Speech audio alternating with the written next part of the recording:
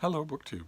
Well, a short while ago, as I've been mentioning on this channel, Matthew at Mayberry Book Club came up with a great video, a great video idea in which he did what I imagine a lot of people in my life have done, and looked at his books and wondered, I wonder if Steve has read all of these, as I read a lot. I read an enormous amount. Unlike a lot of dedicated readers, I do nothing else. It's all I do, and it's all I've done for a long time. So it's a natural question. And he went through 8 books in that first video, and he has since made a follow-up video adding 2 more. So when I finally get around to doing a response video to his original video, I will be addressing all of the books that he brings up. And I will do that. A few people have emailed me and asked, why are you waiting so long for the guy who actually started all this fun? Well, I'll get to him. I promise I will. I didn't expect there'd be this many to do. And I'm kind of giving him the honor of being the last one to cap this thing. That was my original thought anyway. I had no idea that there would be so much to cap. But anyway, he made his video into a tag, and it has gone viral. And a whole bunch of you want to know whether or not I've read the books you pick off your shelves. And we saw last time that this tag has the power not only to start great bookish conversations, but also to bring people back from the cold, to bring them in to the light of the booktube fire again. We had Barbells and Books, who had left us for a year and maybe gone for another year, but he came back to do this tag. And I've lost count of how many emails that I've had from people saying a variation of, gee, I wish I had a booktube channel just to do this tag. And in every single case, I have tried to leave the same note of absolute encouragement, not necessarily for this tag, but just in general. You should make a booktube channel, no matter who. You should make a booktube channel. It doesn't matter how big your library is. It doesn't matter how comfortable you are in front of camera. Believe me, you will get more comfortable the more you do it. What matters is that you're another voice in the chorus. We all want to hear about everybody else's books, what everybody else is reading, and also what everybody else is doing in their lives, right? I mean, if you've watched BookTube, then you know that most of your favorite booktubers feel free to digress whenever the mood strikes them. Like, for instance, I was mentioning just, I think, yesterday that I had a technical malfunction when I tried to introduce a new iPhone to my old MacBook, and it reconfigured everything so that I didn't know what was what, and I had to spend an hour that I didn't budget massaging the look and the feel and the desktop of the new iPhone again, when I'd already done that. All so that I could connect. I was going by route. I'd take videos on this phone, my old phone, and then I connect it to my laptop, transfer the videos over, and upload them from the laptop, because I was preternaturally worried about storage on the phone just running out. And I got a different iPhone, and it has an enormous amount of storage. I couldn't use it all, and if I tried, but I still had the habit. So I connected the new phone, to the old MacBook, and disaster resulted. And I reconfigured everything so that would work. But then I thought, well, what if you upload this straight to YouTube? What if you just go to download the YouTube app, go to it, and upload the videos straight from your phone, app to app, without putting anything on a computer? And oh boy, did that work. Oh boy, did that work. It reminds me of something that a tech head told me years ago, which is that apps are designed to talk with apps, not with your computer. So, okay, so lesson learned. But anyway, see, there you go. That was a digression. If I can digress and come back to the point, so can you. So, in response to all those people who were saying, I wish that I'd make a YouTube video. I'm tempted to do it, to make a YouTube channel just to answer this video. You should make a YouTube channel and then tell us who you are in the BookTube newbie tag, and then talk about books. You do 1 video a week. That won't kill you. I bet you'll like it. I bet you'll like it enough to want to do 1 video a week or more. But anyway, one of the people who made not so much a BookTube channel, although I can't help but notice he now has subscribers. A lot of you probably will have noticed him in your comments field. And his online handle is Gunwitch72. And this is the only video on the channel that I think he actually did create simply to do this tag. And it's understandable, because we have a bit of a Donnybrook going on, don't we? It's not just that this is so much fun to see the lesser known or more obscure idiosyncratic items on people's book lists, but also to see who will win in poking the bear, who will do the best job. We've had numbers go all over the spectrum to a very limited degree. They've gone from 0 to 4. No one has yet broken 4. No one has yet come to 5 out of 10, 5 out of 8. No one has done that. So for video after video after video, Hannah's Books has been the reigning queen of not only the universe, but the quantum multiverse at 4. And so in addition to the fun of letting me, vicariously poke around in the lesser visited corners of your book collection, there's also the question of whether or not Hannah will be dethroned in any of these videos. How long can she reign? So we'll see. We'll see how Gunwitch72 does. I want to recommend his video. Of course, I'll leave a link to it. I'm hoping, if you're watching, I hope you make a booktube video. Do a library tour, one shelf at a time. Talk about what you read when you were a kid. Tell us about your day. Tell us about the 2 adorable dogs in the background of your video.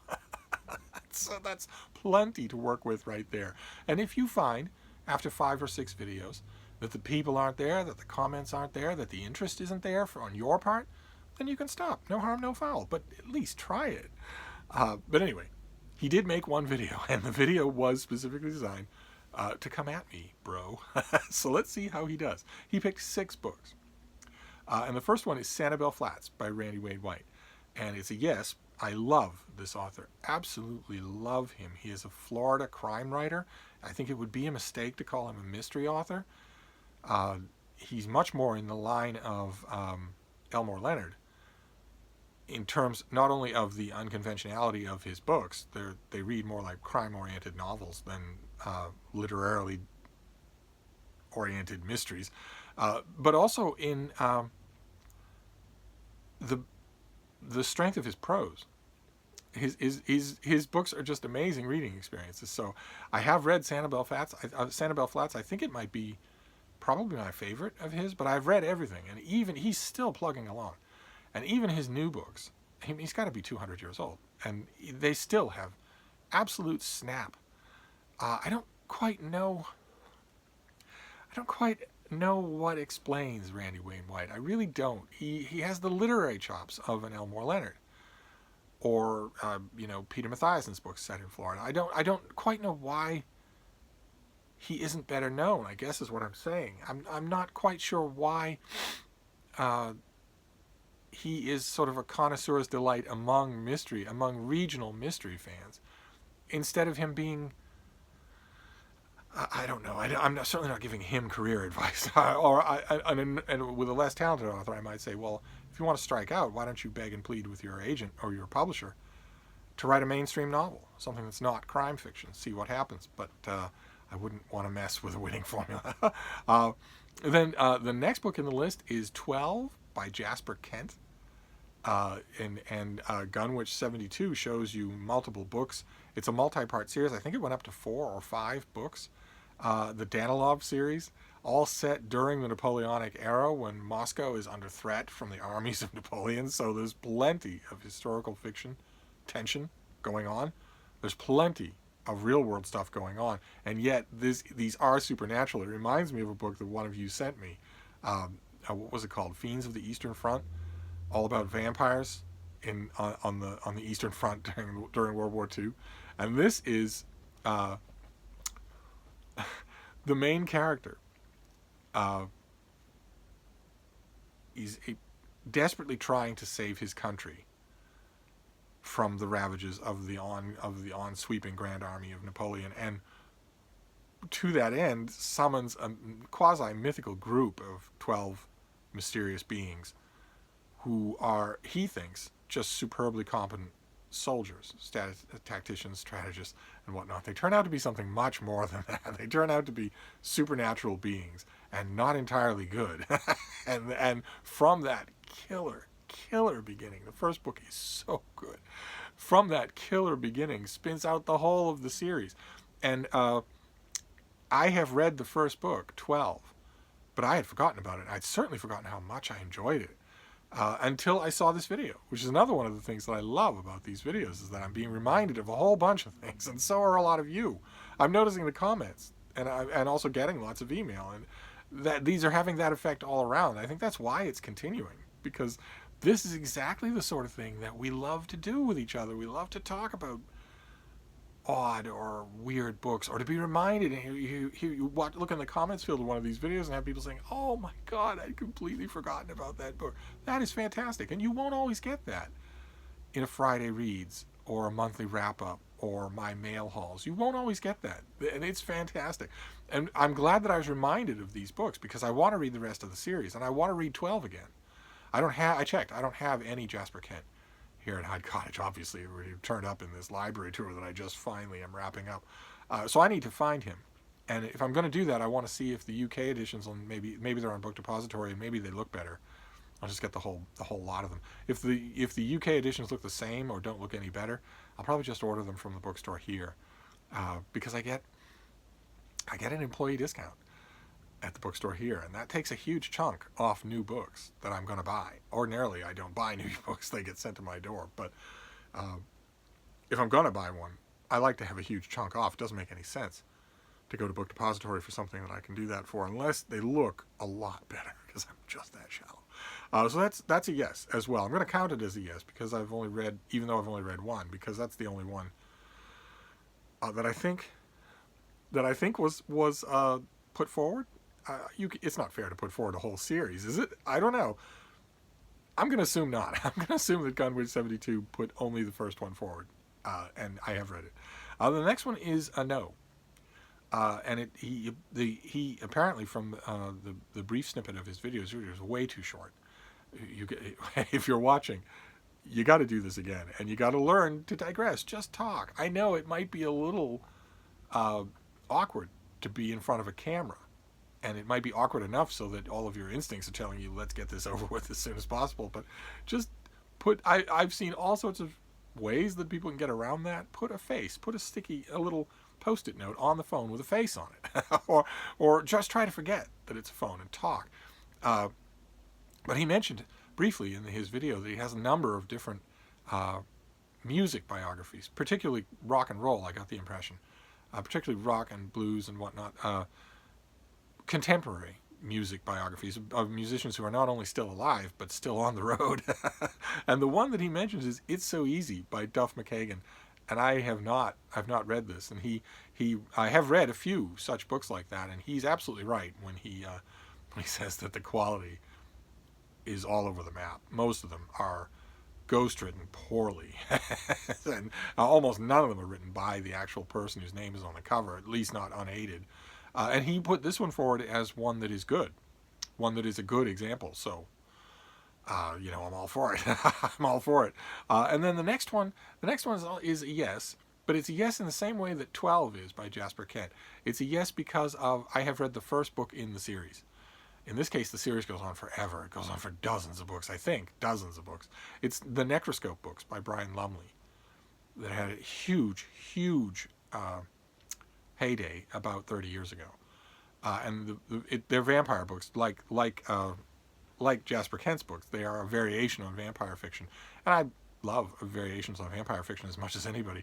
But I read Necroscope, and I thought it was very energetic, but I was also annoyed by all of its shortcomings, and the annoyances were strong enough so that I didn't ever think about reading any of the other books in the series. And that nags at me a little to this day. I think, if I remember correctly, that werewolves make an appearance in later books, and that would be doubly nagging.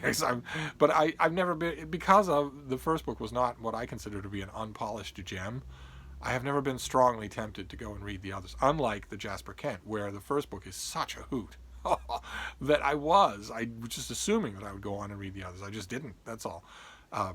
So I'm going to count this as a yes, just like the Jasper Kent books, because I did read the first book, and that is the one that was put forward. I didn't read the whole series, but I don't think that counts as a no.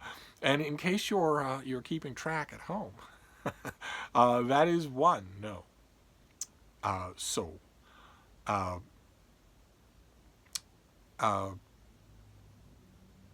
that means that Hannah is still ruling. She is still the ruler of this tag.